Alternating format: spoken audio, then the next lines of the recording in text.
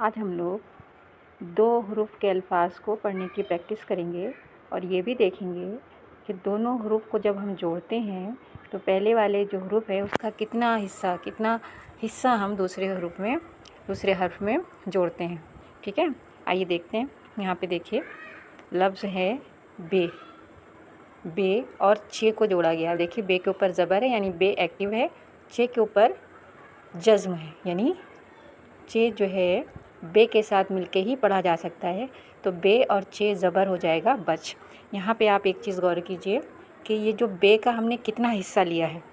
बे का हमने ये हिस्सा लिया है, ये शॉर्ट फॉर्म ली है चे से जोड़ने के लिए, फिर हमने उसको जोड़ दिया है और वो हो गया है बे चे ज़बर बच।